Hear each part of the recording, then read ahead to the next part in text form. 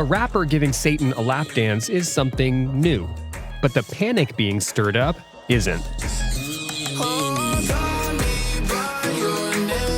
Can you spell out what makes a satanic panic? A satanic panic typically comes from a reaction to either a force in pop culture or an artist or a song. Satanic panics have been as far back as popular music has been a thing in the United States. Jazz was called the devil's music, and when conservative and religious parents saw Elvis Presley dance on TV, they thought his movements meant that he was possessed by a demon.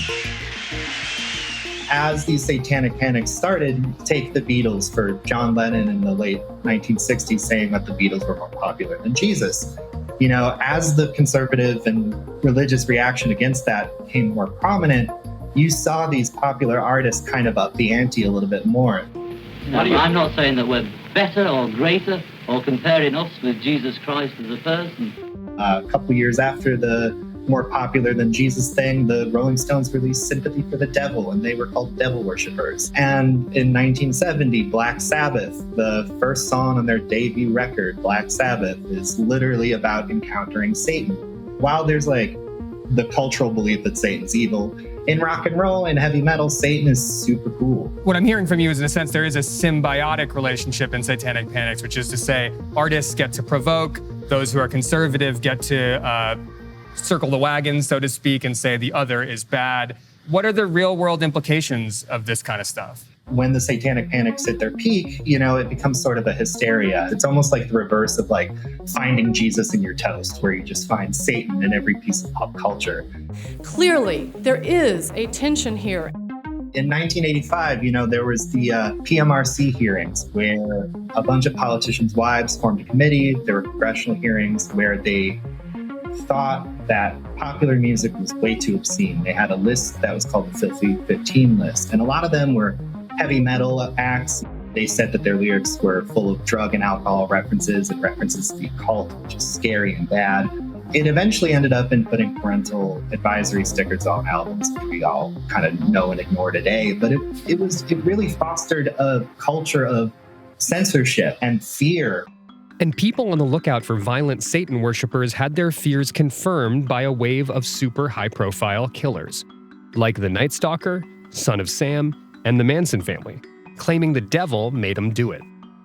With the Charles Manson stuff, there are so many other motivations and so many other reasons for his horrific murders than just his fascination with the occult. I think that Satan is the scariest part of that to a lot of reactionaries and to a lot of people who feel that there's a boogeyman at the end of the corner. If you meet actual real-world Satanists, you're going to find that they're like really nice nerds who like free speech and battling against reactionary conservatives. But a lot of people want to keep these satanic panics alive and even benefit from them. There's just as much of a market force to have the outrage against these things as there is an intention to push the boundaries for pop stars and rock stars. It was popular because fear is a motivating factor to go to church. It's a motivating factor to be extra vigilant on what your kids are listening to, how they're dressing.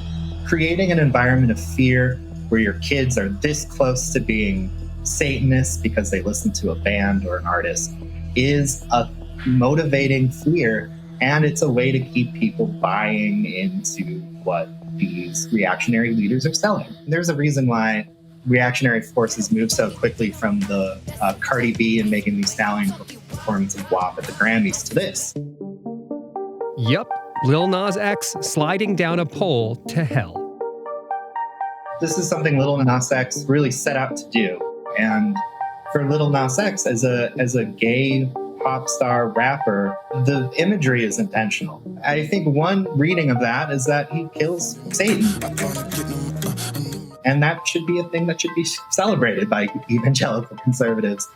But at the other thing, it's a very empowering statement for Lil Nas X as an artist and a person, because the video is intentional in the fact that he, overcomes his shame and the internalized Christian guilt that he grew up with. But panic conservative pundits and pastors probably aren't going to stop yelling about the devil in pop music anytime soon, because satanic panics give them a way to literally demonize people who disagree with them.